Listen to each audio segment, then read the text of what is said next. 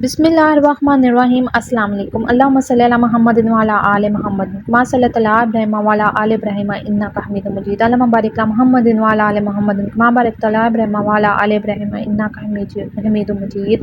حضرت علی علیہ السلام کا فرمان علی شان ہے کہ انسان سوچتا ہے کہ شاید اس کا جسم چھوٹا سا ہے، حالانکہ اس کے اندر ایک بہت بڑا جہان پوشیدہ ہے جس کی انسان کو خبر ہی نہیں ہے۔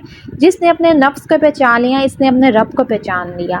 اللہ تعالیٰ نے انسان کو ایسا نہیں خلق فرمایا، انسان اللہ کا ایک شاہکار ہے۔ تو ایسی کون سی طاقتیں ہیں جو انسان کے اندر پوشیدہ رکھی گئی ہیں؟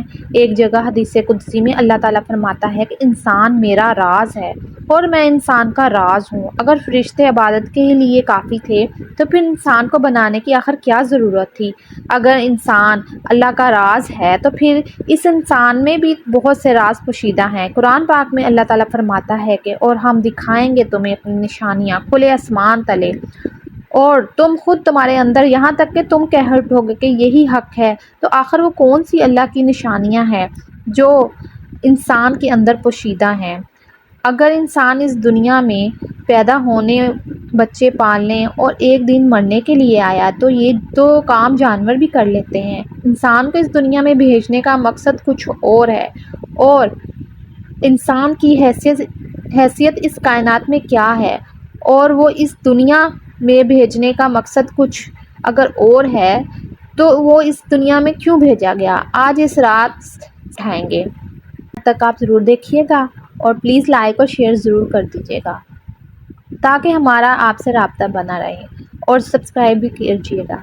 اچھا ناظرین، حضرت آدم علیہ السلام سے لے کر اب تک انسان کے پاس جتنی بھی تاریخ موجود ہے، ان میں بہت بڑے بڑے فلاسفر، دانشور، صوفی، سنت فقیر، درویش، اور سب ایک ہی بات کہتے ہیں کہ اپنے آپ کو جاننا ہے تو اپنے اندر کی کھوج کرنی پڑے گی۔ اپنے اندر کے سفر پر روانہ ہونا ہے تو پہلے اپنے آپ کو جاننے اور پہچاننے کے لیے مختلف مذاہب میں مختلف ریاستیں کی جاتی ہیں۔ ان مشقوں اور ریاستوں کو کچھ لوگ سیف اور اس کو عرفان نفس، عرفان ذات یا خودی کا نام دیتے ہیں، حالانکہ یہ سب معرفت الہی کے راستے ہیں، اور ان سب کی منزل ایک ہی ہے۔ یہ ایک خاص علم ہے جو خاص لوگوں کو عطا ہوتا ہے، اور اس کی خاصیت یہ بھی ہے کہ یہ کسب سے نہیں بلکہ مالک کی اطاعت سے ملتا ہے۔ اس علم کو کتابوں سے حاصل نہیں کیا جا سکتا، جیسے کہ صوفی درویش کا قول ہے کہ تم نہیں پہنچ سکتے اللہ کی عبادتوں اور ریاضتوں کے ساتھ۔ اللہ کا راز اہل علم کے سینے میں ہے، اور وہ جس کو چاہے دے۔ ناظرین، ایمان کی طاقت انسان کو جنت تک تو پہنچا سکتی ہے، لیکن جو رستہ اللہ تک جاتا ہے وہ عشق کا رستہ ہے، اور یہ ایسا علم ہے کہ جسے ملتا ہے اس کے اندر سے اس علم کی خوشبو آتی ہے، اور یہ علم بڑے بڑے فلاسفر اور دانشوروں کو بہت پیچھے چھوڑ جاتا ہے۔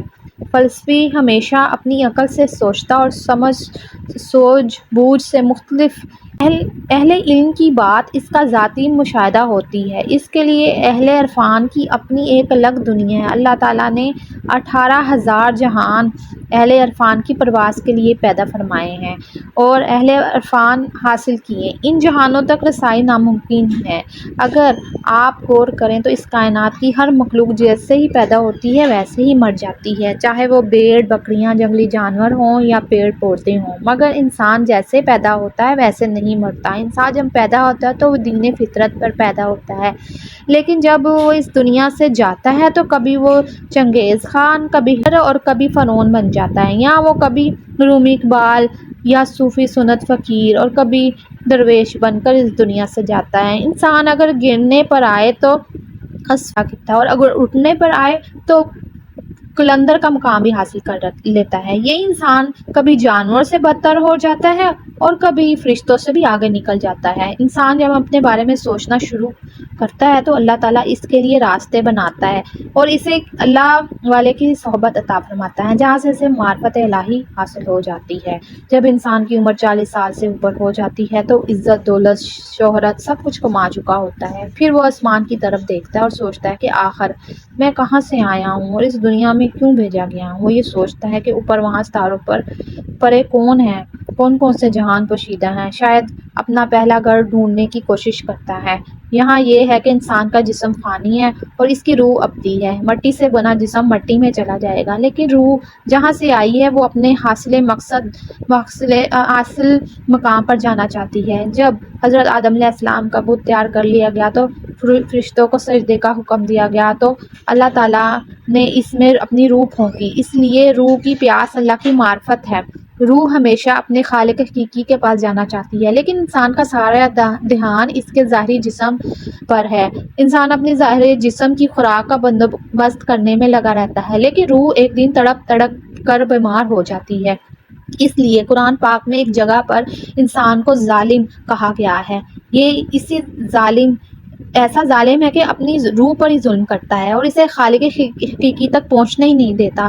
انسان کی روح جب بیمار ہوتی ہے تو وہ بے قرار رہنے لگتا ہے، اور بے قراری ایسی جیسے میڈیکل سائنس میں ڈپریشن کا نام دیا جاتا ہے۔ ایسی صورتحال میں انسان جسم کے علاج میں لگا رہتا ہے اور ڈاکٹرز کے پاس جا جا کر تھک جاتا ہے، لیکن وہ یہ نہیں سوچتا کہ اس کی روح اس کی توجہ چاہتی ہے۔ انسان کے اندر اللہ کا راز پوشیدہ ہے۔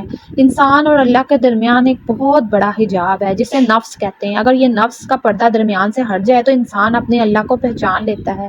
اگر کسی دل میں یہ خیال آ جائے کہ اسے اپنی کھوج کرنی ہے، تو اپنے اندر کا سفر کرنا ہے، تو سمجھ لیں کہ اس پہ اللہ مہربان ہو گیا ہے جس نے اسے کھوج میں لگا دیا۔ یہ کھوج ہر کسی کے دل میں پیدا نہیں ہوتی، اور جس کے دل میں پیدا ہو جائے اور جس کو اللہ کی لگن لگ جائے وہ اس کو ایک دن پا لیتا ہے اور بارگاہ الہی تک پہنچ جاتا ہے۔ اللہ تعالیٰ نے ہر انسان کے اندر اپنا بیج رکھ کر بیچا ہے، جس کے بارے میں حضرت نیرا فرماتے ہیں کہ یہ بیج ہر انسان میں موجود ہے، چاہے وہ ہندو ہے، مسلم ہے، سکھ ہے، عیسائی، کسی بھی فرقے سے تعلق رکھتا ہے، کیونکہ ہر بچہ دین فطرت پر پیدا ہوتا ہے اور یہ اس کے ماں باپ ہی ہیں جو اسے سکھ، عیسائی، مسلم یا پھر ہندو بنا دیتے ہیں۔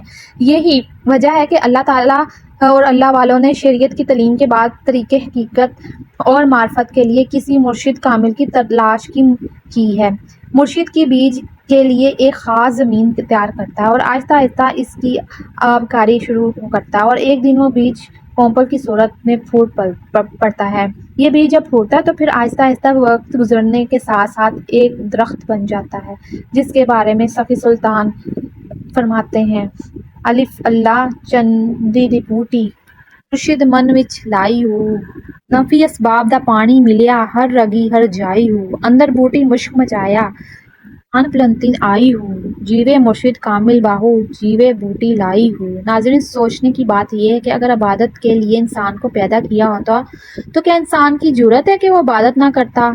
حدیث قدسی میں ہے، اللہ تعالیٰ فرماتا ہے کہ میں ایک چھپا ہوا خزانہ تھا اور میں نے چاہا کہ پہچانا جاؤں۔ انسان کو اس نے اپنی پہچان کے لیے خلق فرمایا ہے، اور جو لوگ اس کو پہچان لیتے ہیں وہی لا خوفن ہو جاتے ہیں۔ انہیں کسی کا ڈر یا خوف نہیں رہتا، چاہے وہ موت ہی کیوں نہ ہو۔ وہ مردوں قبلہ انتو موتوں کے مصادق ہوتے ہیں، مرنے سے پہلے مر جاتے ہیں اور موت انہیں ایک خوبصورت چیز دکھائی دیتی ہے۔ وہ جان جاتے ہیں کہ انہیں اس جسم کی قید سے آزاد ہونا ہے۔ وہ اس حقیقت تک پہنچ جاتے ہیں کہ جو روح دکھائی نہیں دیتی وہ ان کی اصل ہے، اور یہ جسم جو دکھائی دے رہا ہے یہ اصل نہیں ہے، یہ مٹی سے بنا ہے اور ایک دن مٹی میں ہی چلا جانا ہے۔ انسان کے اندر اللہ کا بہت بڑا راز ہے جو راز عرفان ذات سے کھلتا ہے۔ یہی وجہ ہے کہ جو خود کو پہچان جائے وہ اپنے رب کو پہچان لیتا ہے۔ اللہ کی پہچان اس کی نشانیوں سے ہوتی ہے، اور انسان کے اندر اللہ کی بے پناہ نشانیاں پوشیدہ ہیں۔ اللہ تعالیٰ انسان کی چاہت سے بھی زیادہ نزدیک ہے، انسان کو صرف اپنی شہرت تک پہنچتا ہے، لیکن یہ بات بھی طے ہے کہ بنا رہنمائی کے انسان اپنی شہرت تک بھی نہیں پہنچ سکتا، اس لیے کسی اللہ والی کی رہنمائی کی ضرورت ہوتی ہے۔ انسان کا سفر نفس امارہ سے نفس مطمئنہ تک ہے، اور جو لوگ یہ سفر طے کر لیتے ہیں وہی مطمئن ہو جاتے ہیں، اور انہیں ہی اللہ تعالیٰ کے اطمینان کی دولت سے سرفراز فرماتا ہے۔ دین کے تمام بڑے رکن نماز، روزہ، حج پریکٹس ہیں، راستہ ہیں، لیکن منزل نہیں ہے۔ منزل کچھ اور ہے، اور بنا کسی گائیڈ کے آپ اس منزل تک نہیں پہنچ سکتے، اور اگر کوشش کریں گے تو بھٹکتے ہی رہیں گے۔ کسی اللہ والے کی صحبت میں بیٹھیں گے تو اللہ کا راز پا جائیں گے۔ اس دنیا میں جس کام کے لیے آئے ہیں وہ مکمل ہو جائے گا۔ جو لوگ معرفت الہی کے متلاشی ہیں وہ صرف اللہ تعالیٰ سے اور ان کے بندوں سے رابطہ کریں۔ اگر آپ کو یہ ویڈیو پسند آئی ہو تو شیئر اور سبسکرائب اور لائک کر دیجیے گا۔ اپنا بہت سارا خیال رکھیے گا۔ اللہ حافظ۔